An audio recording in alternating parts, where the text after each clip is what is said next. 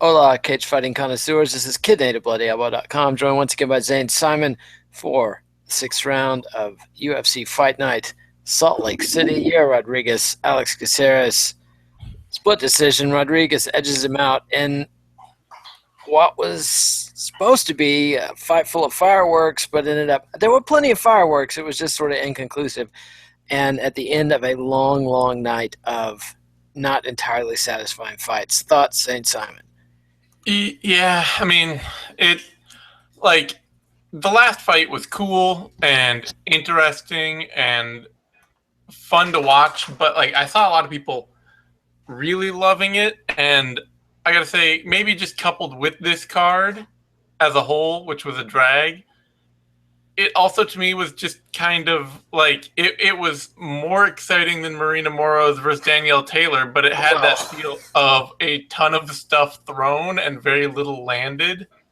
yes, That and what like was landed wasn't landed to great effect. yeah, there was nobody got like really badly hurt. There was never a moment where like, oh my god, is this person about to get finished? It was always just sort of it was a low simmer the whole fight. And when you have that much exciting potential action, none of which turns into actual fight changing action, it's hard for me to like at some point I just get not invested in the fight. It's kind of like watching a Demetrius Johnson title fight where like after the first round and a half, I'm like, okay, I know where this is going. Even if he finishes it, I know exactly what the next 3 rounds are going to look like. Yeah, although this had a little more drama because you always had to worry that Rodriguez was going to fade, Yep. and Caceres came on a little bit, and Caceres showed a real beard in this fight. I mean, some of Yeah. those shots that he took uh, had some serious concussive force behind him, and he no-sold everything Rodriguez threw at him.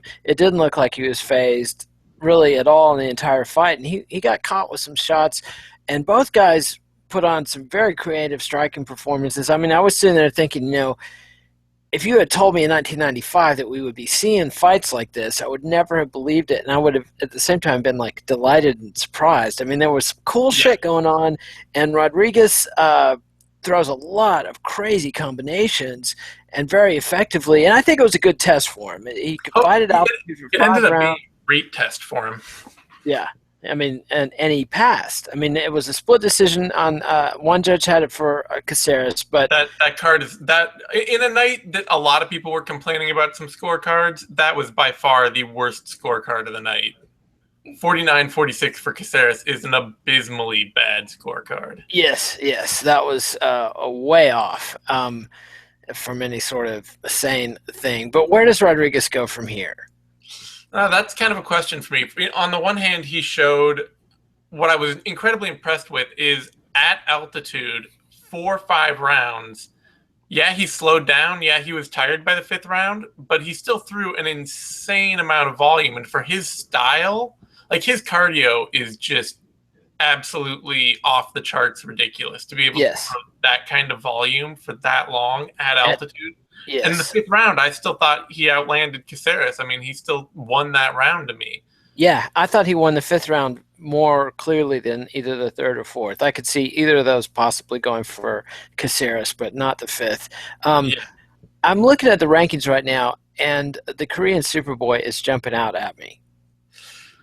Yeah, that's the other part of this. The other part of this is that given another sort of step forward, a small step forward from Andre Fili, and by some measure a step back, Caceres or Rodriguez, like I still have these big concerns about his effectiveness. You know, he gets basically if he can be tracked down, then his fundamentals in a close in fight are not great. And when Caceres was able to actually step in and hit him, Caceres lit him up. I mean, Yair has a very good chance of beating Korean Superboy Duho Choi because Duho Choi is really kind of this insane one note phenom where it's just insane punching power. He's got solid striking fundamentals, very good ones, but he's not he's not like a defensive mastermind of any sort. So No,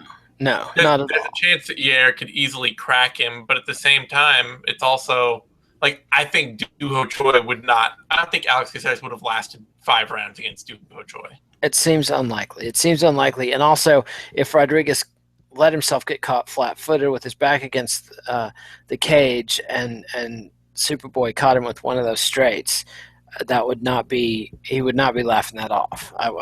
We haven't seen him really tested his chin really get cracked. So I don't know. That to me looks like a lot more fun than say Darren Elkins or Hakan Diaz. It's also entirely possible that they continue to protect Rodriguez and feed him guys ranked below him for a little while longer. Just kind of, I think there's an element of, is this for real? Is this guy really happening? And how do we want to handle this? Yeah, it's. I think to me, like the next, And Zane Simon is. I would even look at pushing him up the ranking. Kind of. Did I drop? Yeah, you froze up for a little bit, but that's all right. Okay. See, for me, I don't even know that I would look at pushing Yair Rodriguez quite up the rankings yet. I would probably want to look more at a fight like Godofredo Pepe or Sam Cecilia or Maximo Blanco or one of those guys that's been, I mean, just kind of exactly like Alex Caceres, has been right in the middle and very beatable Yeah, yeah. for a long time. I, I, I can definitely see the sanity in that approach. Maximo Blanco would be a really interesting fight for Rodriguez because I think he would watch footage of Rodriguez and just be in a fury, like I can do that too, you know, and not be able to. Although he is a very athletic cat and he can do some of that stuff, but not the way Rodriguez can do it. So that might be a fun fight. But let's run through the rest of the card real quick. In the co-main event, Dennis Bermudez beat Honey Jason, unanimous decision. Blooded him up in the first round, and then basically cruised the rest of the time. Had some struggled a little bit to get him down late in the fight. He still had a prime Dennis Bermudez moment late in the fight where he got lazy on a single leg and almost got choked unconscious. Yes. I picked Honey Jason by like miracle Hail Mary come from behind sub. So at that moment I was like, yes, there it is, and it didn't happen. But Nope, it definitely didn't happen, and it just that was the fight card overall had a run of decisions. That was another one of them, and it's coming at the end of just an insane period of time in UFC where they've just had so many events in July and people are pretty burned out and exhausted, and so it was just sort of an exhausting fight. And it followed a fight where middleweight Talis Lites choked out Chris Camozzi in the third round, 2 minutes 58 seconds, and it seemed like he was climbing all over Camozzi for the entire fight. yeah, that kind of sucked. That was one of those fights where we've seen Camozzi look a lot better for the past past year, the past couple of fights. It's like, yeah, he's really improved. He's made some strides. And then you see him start to get beat, and it's just like all of that just falls away, and he's back to being Chris Camozzi of 5 years ago immediately. And it really felt like that, where it's just, man, all those advances you were making just fell off the table the moment you got taken down early in the fight and could not find a way to get back to your feet. Yeah, and I mean, and it's no simple thing to get Talis Lites off your back. I mean, the guy's no, it's not. It's not. But it's the same kind of struggle he's had against Bruno Santos and Jacare, obviously, or Rafael Natal and all these things. It's just there's this type of fight. Because Camozzi, he loves the clinch. That's where he wants to be. He wants to be landing those clinch shots, landing those clinch knees, beating you up inside. He's kind of like the ultra budget Carlos Condit in that way. Yes, a deep discount Carlos Condit. And these a grappler who has a good clinch takedown game is his poison, and probably always will be. Yep, and it's just and also Brazilian grapplers just have been poison for Camozzi the whole time. Then at welterweight, you had Santiago Ponzinibbio, the Argentinian, beat Zach Cummings by unanimous decision. This was a more entertaining fight than you might think, given its placement on the card and the decision. These guys are cracking each other pretty hard, and I thought Ponzinibbio looked pretty good, beating a pretty awkward and difficult Zach Cummings. Yeah, I thought Ponzinibbio took a major step forward. This is much closer to a top This is a step away from and closer to away from being a mid card action fighter and closer to being a top 15 fighter than I thought Ponzinibbio would ever get. He actually Yes. looks like he's changed his approaches stepping into the pocket. He used to be a very one speed. I'm going to come in and throw super powerful, good combinations at you, but they will always be at the same tempo and the same rhythm.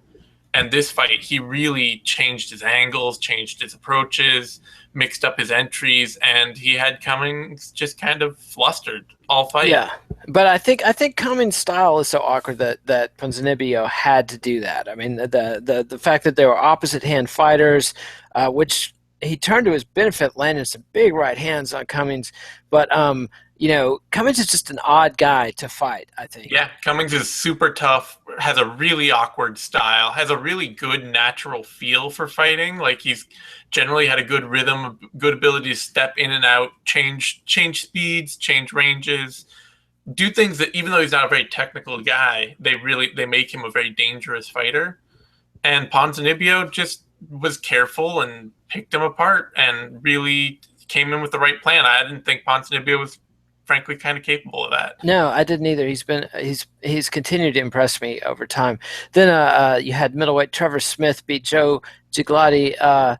Just a complete domination. The kid making his UFC debut, not impressive at all. Got 30-26 on all three scorecards. Smith just took him down, dominated him over and over again. Yeah, this is kind of like I kind of have the same feeling about this as I do the Kamosi latest fight, where Gelati, I'm still interested in him as a prospect, but he's incredibly inexperienced and young, fighting a very, very weathered, long time, tough vet. And he got taken down early that first time. He's also a very clinch dependent fighter, and it just sucked away his gas tank. And after that first takedown, it was just a battle of who's in better shape, who's more fight ready, and that was going to be Trevor Smith. He's the vet. Still thought Gelati landed some really good hard clinch shots in the fight whenever he got an opportunity, and hurt Smith a couple times late, but it was too much too soon for a young kid. Yeah, absolutely. And then the opener of the main card, women's strawweight, Marina Moroz took a split decision over Danielle Taylor. One of the worst fights I can recall. I mean, these two gals were dancing around. Taylor did crack her once Yep. with the right hand, but for the most part, I mean, Moroz had what, a 6-inch reach Seven. advantage, 7-inch reach advantage, and couldn't land shit to save her life. And Taylor really had no idea how to come in. There was no, there was yuck. I don't want to talk about it anymore. Yeah, No, the fight happened. It was bad. I'm glad Moroz won, but yes, that's it. yeah. And then in the prelim card, Court McGee beat Dominic Steele, unanimous decision. The Salt Lake City crowd was very happy to see it. He caught him with a hard right hand early and hurt him and dominated him on the ground for a little while. After that, it was more back and forth, but McGee did enough to get the win. I actually thought I scored a 29-28 steal, but I scored a 29-28 steal with the feeling that Court McGee would get get 30-27s. Yeah, I thought the last two rounds McGee really only showed cage control at all and very little in the way of functional offense. So yeah. I, It's true, but it still didn't do what he needed to do to convince most judges. I I could see that case, but I just had a feel for how they were going to score it, and it was well, going to yeah, go. I mean it's in Salt Lake. Yeah, McGee's a big guy. You know, he gets all the crowd pop behind him, so the judges are more likely to give him. That doesn't really happen. It's the kind of score. To me, it's very much the Derek Lewis, Roy Nelson kind of thing, where it's like I really don't want to see a guy get a win off just pressing somebody against the cage for 3 rounds. it's true. It's not behavior you want to reward, but it is what it is. And then and he had heavyweight Marcin Tybura knockout Victor Pesta, second round, 53 seconds, a head kick I did not expect for the big man to land. No, Tybura looked like he looks for a guy who's never been very in shape. He looked like he's in the best shape of his career. Like he looked trimmed down. He looked like he didn't have any baby fat on him, and the dude underneath that looks like he's turning into a pretty good fighter. Like suddenly he was a way better boxer than Pesta, and once that opened up, it was just it's like, well, it's heavyweight, so Pesta could still land any one shot, but it still felt like that slow inevitability of like Pesta sticks his head right up in the air and just waves his hands at his opponent. It's just a matter of time before he gets slapped hard, and Tybura did it with a beautiful head kick. Yeah, that he set up really nicely, and Pesta did not see it coming at all, and was perfectly positioned. And it was Pesta went stiff as soon as he landed. I mean, it was scary, and I'm glad that Tybura had the presence to realize that his man was beaten and didn't dive on him, because it took the ref a second or two to get in there. Then you had lightweight David Tamer beat Jason Novelli TKO second round, minute 25.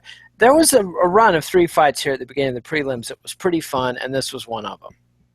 Yeah, no, Tamer, I'm shocked.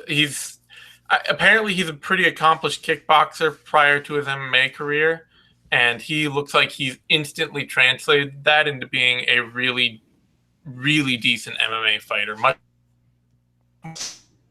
Yep, and we're losing. would get and then be the better wrestler and grappler on the ground and steal it, but Tamer just lit him up. Yeah, he busted him up, and it was fun to watch. And then in the opener, featherweight Teruto Ishihara, he's going to be banging some bitches as his self-proclaimed goal after beating Horacio Gutierrez TKO first round, 2 minutes 32 seconds. He was backing up and just caught him with a perfect shot. Yeah, I don't even know that he was looking at Gutierrez when he. I'd have to watch the footage again to see if he was, but yeah. Like, yeah, he was getting really uncomfortable in that fight. Gutierrez was swarming him, was really start hitting him hard and just throwing the better, crisper combinations. And then Gutierrez got overconfident and ran in too fast. And Ishihara's got one-shot kill power, and that's what that does for you. Indeed it does. I think the ceiling might be a little lower on Ishihara than I thought at first, but he's training at Team Alpha Male, so we'll see what he doesn't even want to be champ, so it doesn't matter. As long as he's a fun action fighter that can put on exciting fights in the middle of fight cards, he seems like. Yes, and if he can keep saying ridiculous shit, I think the combination of right where he wants to be. Yeah, and the ability to say ridiculous things is also a gift that can, I think, the kid looks to deliver entertainment. And then in the Fight Pass prelims, you had Cub Swanson beat Tatsuya Kawajiri, unanimous decision. Good fight, really good back and forth, but Kawajiri had no answer for Swanson.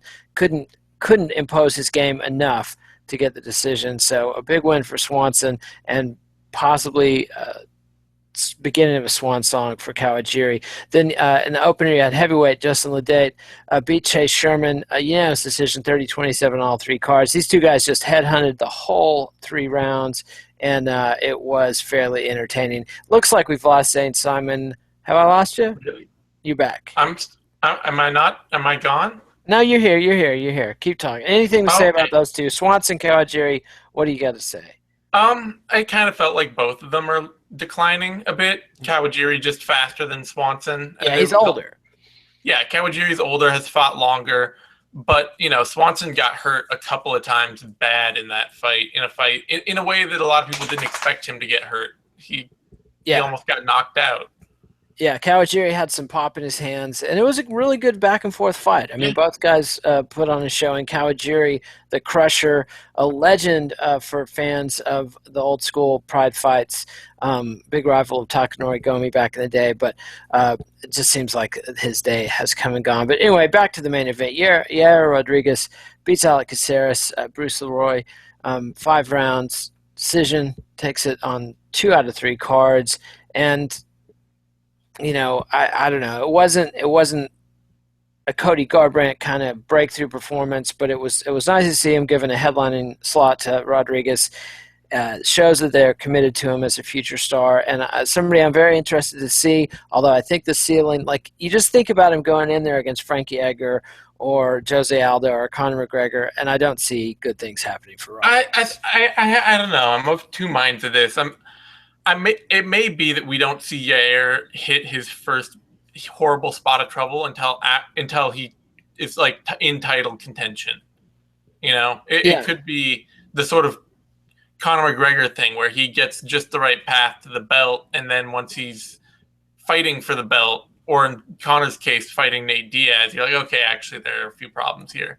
Yeah. But Yair, just like he's got the confidence and the cardio and the funky style and just ridiculous speed that is completely unfair over his opponents. Yes. So I'm excited about that, but it does feel like there are definitely some guys in that division that, like, I don't know if he could beat. I don't know if the fighter he is right now could beat Ricardo Lamas, for instance. Ricardo Lamas would be a very serious test for him because Lamas, you make one mistake, and Rodriguez makes a lot of mistakes. Yeah, I mean, a lot. the thing about taking those high risk, low percentage shots is he continually is ducking his head down, and you could just, Caceres caught him with a couple of uppercuts, but you could just see somebody like Cub Swanson or Ricardo Lamas or Max Holloway just taking his head off, or Jeremy Stevens for that matter. I mean, the guys, when you're that crazy and unconventional, the thing he's got going for him is he varies his attacks incredibly. So guys don't really know what to expect and what's coming, but I've got the feeling people are watching footage on this guy, and if he does start to repeat himself, then there's going to be guys waiting to pound. There have been a number of fighters too that we've seen over time who started their careers out really brilliantly and then faded over time. And it seems like Zane has frozen on us again. Oh, and that's like about it for me because this card was not worth talking about any length. We've covered it. I think, and we don't know what that is yet for year, but I see there you froze again. So, but I'm ready to call it quits. We've covered the card. We got Rodriguez. Yeah. I mean, there's really nothing else to add. In 2 weeks, we've got UFC 202, Diaz versus McGregor. I will not be here for that one, but Zane will, presumably. I'll be here, and I'll find somebody to fill in for you. Excellent. Yeah. Eddie Mercado did a great stuff for us, so that would be my pick. But if Connor is around, I would get Connor. Anyway, remember to subscribe to MMANation.com on YouTube, subscribe to MMA Nation on iTunes if you want to hear the audio without the ugly. Read us on BloodyElbow.com. Eugene will be here tomorrow with Knuckle Up, and we'll have a 2-week build-up for UFC 202, Conor McGregor, Nate Diaz 2. Here's hoping. This could be an epic fight. I'm going to have to watch it late. I'm going to be on vacation with the family, but this is a fight that could make or break the UFC's year. Yeah, it'll be a big one. I'm really looking forward to it. I'm really looking forward to the build up. I'm especially looking forward to it because it's one of those fights that you now have it set in your head. It's like, well, of course Nate Diaz has to win, and it's always dangerous when that starts to be the thought. Indeed, and I'm looking forward to just some crazy shit talk before this thing goes down. These are two of the biggest. They were really respectful on the conference call the other day. Everybody was like, "Yeah, it happened. Whatever." Yeah, that was a change. But these guys are in each other's heads, and there's a mental chess game going on as well as a physical one that we'll see on August 20th. Anyway, that's it for our show. Follow us on Twitter @KidNate, @TheZaneSimon. Adios, MMA aficionados. Thanks, Zane. We'll see you next time.